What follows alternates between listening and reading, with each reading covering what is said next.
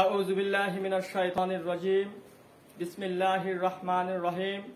পরম করুণাময় মহান আল্লাহ তাআলার শুকরিয়া আমরা অনলাইন ক্লাস করার জন্য।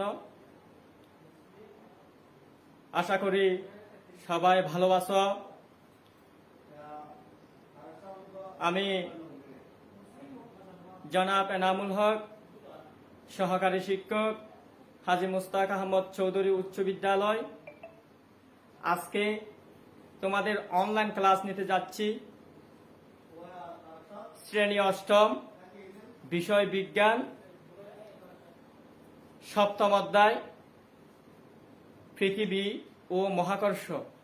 আমরা পৃথিবী ও মহাকর্ষ বিষয়ে আলোচনা করব।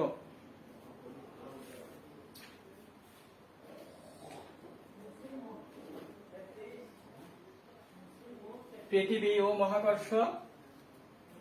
আমরা জানি পৃথিবী হলো যেখানে আমরা বসবাস করতেছি, আর মহাকর্ষ মহাকর্ষ হলো দুটি বস্তুর মধ্যে আকর্ষণ বলের মান। দুটি বস্তুর মধ্যে যে আকর্ষণ, সেটা হলো মহাকর্ষ। বিজ্ঞানী নিউটনের একটা মহাকর্ষ সূত্র রয়েছে। আমরা সূত্রটা একটু শিখি। নিউটনের কলম ধরে না,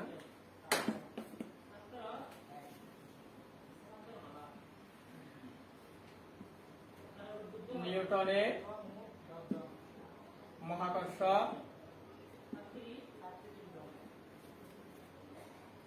সূত্র। নিউটনের মহাকর্ষ সূত্রটি হলো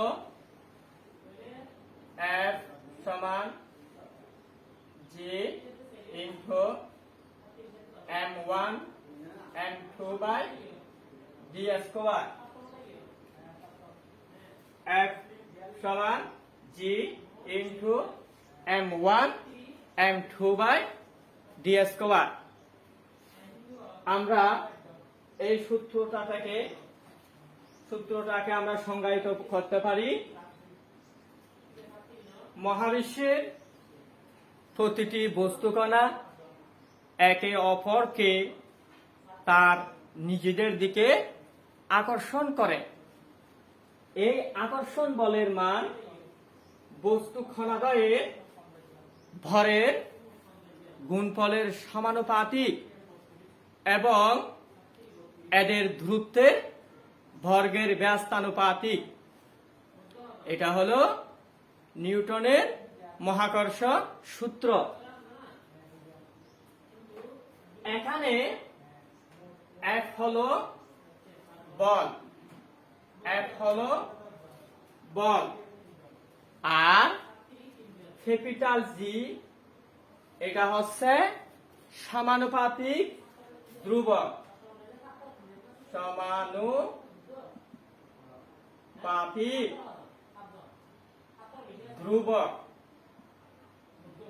সমানুপাতিক ধ্রুবক। m1 এটা হলো বস্তুর ভর, প্রথম বস্তুর ভর। m2 হলো দ্বিতীয় বস্তুর ভর। d স্কয়ার অর্থাৎ d হলো বস্তুদ্বয়ের মধ্যবর্তী দূরত্ব। d হলো বস্তুদ্বয়ের মধ্যবর্তী দূরত্ব। d হলো দূরত্ব। F বল, G সমানুপাতিক ধ্রুবক, m1 প্রথম বস্তুর ভর, m2 দ্বিতীয় বস্তুর ভর, d বস্তুদ্বয়ের মধ্যবর্তী দূরত্ব। আমরা এখান থেকে বলতে পারি প্রতিটি বস্তুকণা একে অপরকে তার নিজেদের দিকে আকর্ষণ করে। এই আকর্ষণ বলের মান বস্তু কণাদ্বয়ের ভরের গুণফলের সমানুপাতিক। এখানে ইনটু আছে, কিছু না থাকলে ইনটু। বস্তু কণাদ্বয়ের ভরের গুণফলের সমানুপাতিক এবং এদের দূরত্বের বর্গের ব্যস্তানুপাতিক স্কয়ার, তার মানে বর্গ। ব্যস্তানুপাতিক মানে ভাগ 1/d স্কয়ার।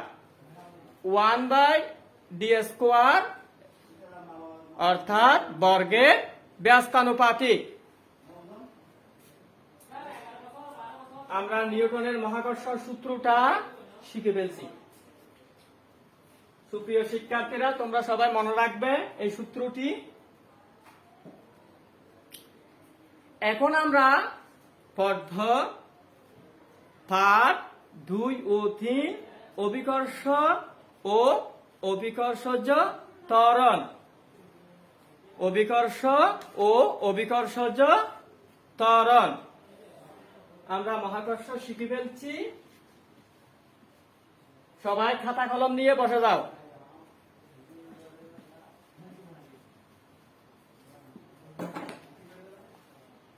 পাঠ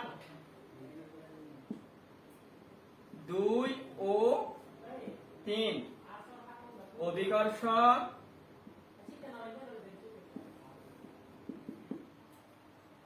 ও অভিকর্ষজ ত্বরণ। আমরা এর আগে মহাকর্ষ শিখছি। দুটি বস্তু কণার মধ্যে যে আকর্ষণ সেটা হচ্ছে মহাকর্ষ। আর দুটি বস্তুর মধ্যে একটি যদি হয় পৃথিবী, আর একটি মনে করো সূর্য, পৃথিবী এবং অন্য যে কোনো বস্তুর মধ্যে যে আকর্ষণ সেটা হলো অভিকর্ষ। তাহলে আমরা অভিকর্ষ কাকে বলতে পারি? কোন বস্তুর উপর পৃথিবীর যে আকর্ষণ সেটা হলো অভিকর্ষ। সবাই বুঝতে পারছো? মনে রাখবে, দুটি বস্তুর মধ্যে যে আকর্ষণ অভিকর্ষ, আর পৃথিবী এবং যে কোনো বস্তুর মধ্যে যে আকর্ষণ সেটা হলো অভিকর্ষ। আশা করি সবাই বুঝতে পারতেছ। আমরা অভিকর্ষ শিখে গেছি। এখন শিখব আমরা অভিকর্ষজ ত্বরণ। অভিকর্ষজ ত্বরণ। ত্বরণ কি? ত্বরণ হলো বেগ বৃদ্ধির হার। ত্বরণ হলো বেগ বৃদ্ধির হার। তাহলে আমরা অভিকর্ষজ ত্বরণ কাকে বলবো? ভূপৃষ্ঠে মুক্তভাবে অভিকর্ষজ বলের প্রভাবে ভূপৃষ্ঠে মুক্তভাবে পড়ন্ত কোন বস্তুর বেগ বৃদ্ধির হারকে অভিকর্ষজ ত্বরণ বলে। আমরা অভিকর্ষজ ত্বরণ কাকে বলে জেনে ফেলছি। অভিকর্ষজ ত্বরণকে ক্যাপিটাল জি দ্বারা প্রকাশ করা হয়। ক্যাপিটাল জি। যেহেতু আমরা অভিকর্ষজ ত্বরণকে জি দ্বারা প্রকাশ করছি, আর অভিকর্ষজ ত্বরণ এর সংজ্ঞা হলো ভূপৃষ্ঠে মুক্তভাবে পড়ন্ত কোন বস্তুর বেগ বৃদ্ধির হারকে অভিকর্ষজ ত্বরণ বলে। অর্থাৎ প্রতি সেকেন্ডে বেগ বৃদ্ধির হার। আমরা জানি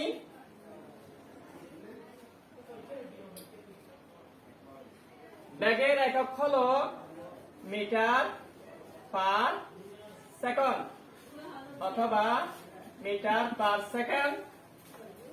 এখন আমরা অভিকর্ষজ ত্বরণের একক লিখব metre per second square. Metre per second square. G এর একক হলো মিটার পার সেকেন্ড স্কয়ার। আমরা এভাবে লিখব জি এর একক মিটার পার সেকেন্ড স্কোয়ার। তাহলে আমরা অভিকর্ষজ ত্বরণ শিখে ফেলছি। এখন আমরা অভিকর্ষজ বল সমান আমরা মহাকর্ষীয় সূত্র থেকে পাই F is equal to G। অভিকর্ষজ বল সমান আমরা লিখতে পারি, যেহেতু পৃথিবীর সাথে আকর্ষণ করে m বাই ডি স্কয়ার।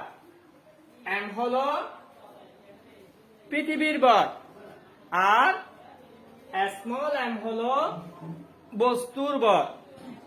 এটা হচ্ছে অভিকর্ষজ বলের সূত্র।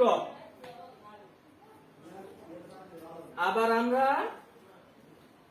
অভিকর্ষজ বল সমান জানি ভর ইনটু ত্বরণ। আবার এটা হচ্ছে F সমান ভর ইনটু অভিকর্ষজ ত্বরণ।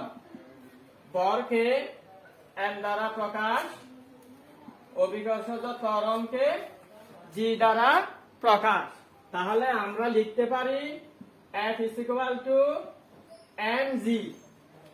F is equal to mg।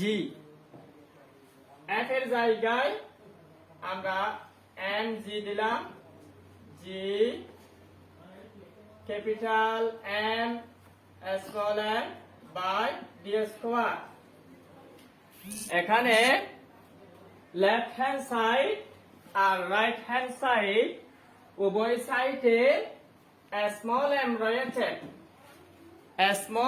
রয়েছে, তাহলে আমরা উভয় পক্ষ থেকে m বাদ দিতে পারি। তাহলে বাকি থাকবে g সমান g m D square.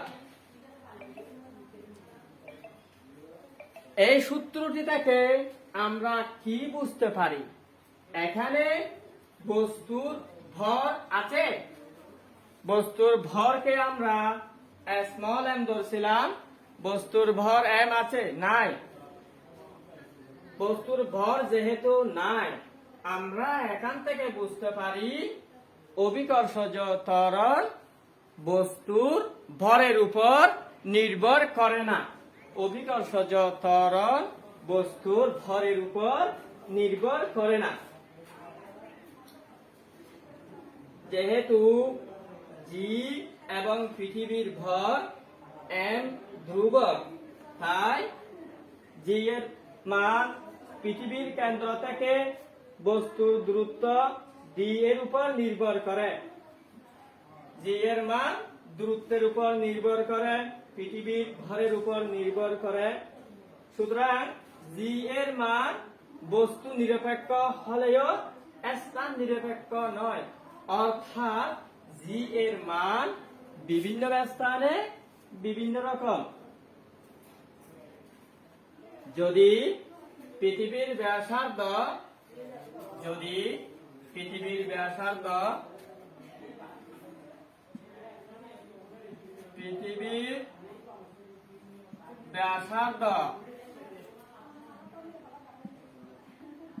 r হয়, তাহলে আমরা লিখতে পারি g is equal to g m r square. অর্থাৎ পৃথিবী থেকে ব্যাসার্ধ বাড়ার সাথে সাথে g এর মান কমে যাবে। মেরু অঞ্চলে পৃথিবীর ব্যাসার্ধ আর সবচেয়ে কম বলে, মেরু অঞ্চলে r এর মান কম বলে, g এর মান বেশি। r এর মান কম হলে g এর মান বেশি হবে, r এর মান বেশি হলে g এর মান কম হবে। আমরা এটা জেনে গেছি। মেরু অঞ্চলে জি এর মান হলো, মনে রাখবে সবাই, মেরু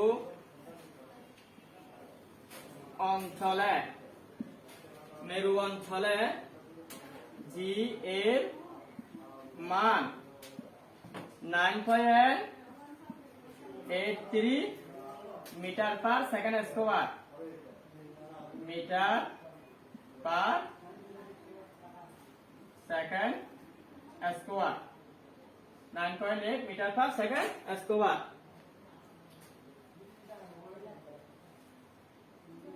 মেরু থেকে বিষুব অঞ্চলের দিকে আর এর মান বাড়তে থাকায় জি এর মান কমতে থাকে।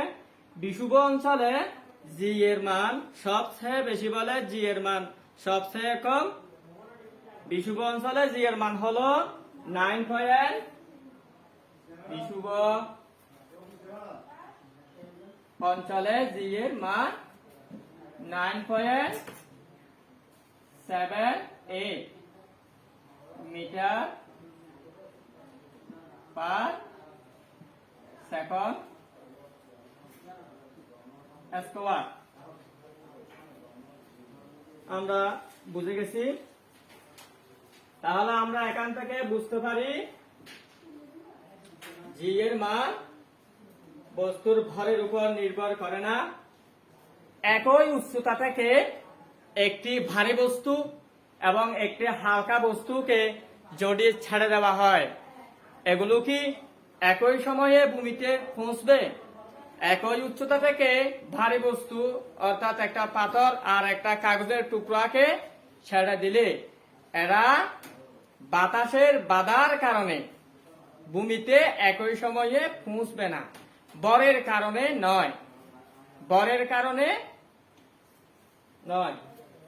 বাতাসের বাধার কারণে।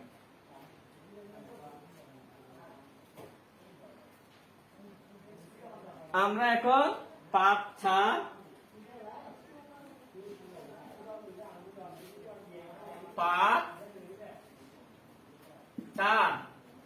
ভর ও ওজন সম্পর্কে পড়ব।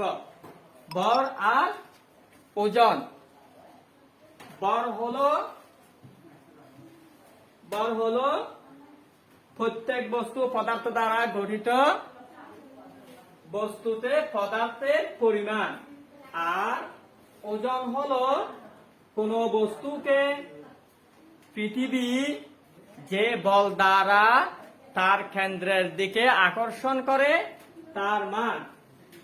ওজন হলো কোন বস্তুকে পৃথিবী যে বল দ্বারা তার নিজের দিকে আকর্ষণ করে অর্থাৎ কেন্দ্রের দিকে আকর্ষণ করে, তা হলো বস্তুর ওজন।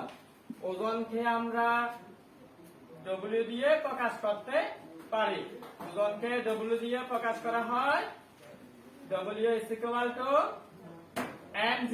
এটা সূত্র, ডব্লিউ সমান mg। m হলো বস্তুর ভর আর g হলো অভিকর্ষজ ত্বরণ। আমরা g এর আদর্শ মান জানি, g সমান 9.8 মিটার পার সেকেন্ড স্কোয়ার। জি এর আদর্শ মান হচ্ছে 9.8 metre per second square.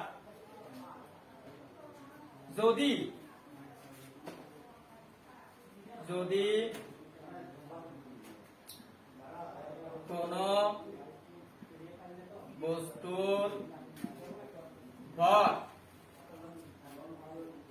10 KG হয় তাহলে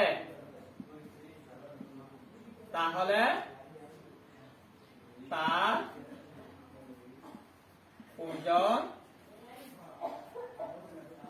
কত হবে? প্রশ্ন দিলাম, যদি কোনো বস্তুর ভর 10 কেজি হয় তাহলে তার ওজন কত হবে? আমরা ওজন সমান জানি mg, তাহলে আমরা লিখতে পারি w সমান mg। এখানে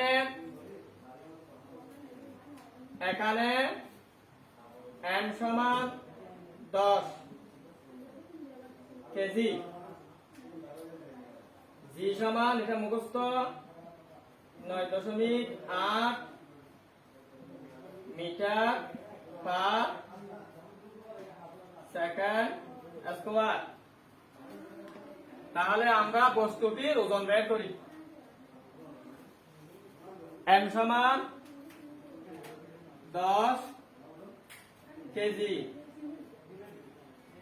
g সমান 9.8 মিটার পার সেকেন্ড স্কয়ার। তাহলে আমরা লিখতে পারি 9.8 কে 10 দিয়ে গুণ করলে 98 হবে KG metre per second square.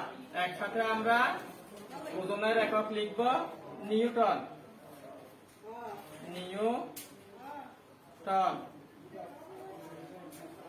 ওজনের একক হলো বলের একক নিউটন।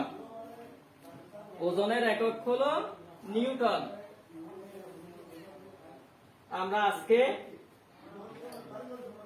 শিখলাম মহাকর্ষ, নিউটনের মহাকর্ষ সূত্র, অভিকর্ষ, অভিকর্ষজ ত্বরণ, ভর এবং ওজন। আশা করি সবাই বুঝতে পারছ। আমরা পরবর্তী পাঠগুলা আমরা পরে দেওয়ার চেষ্টা করব।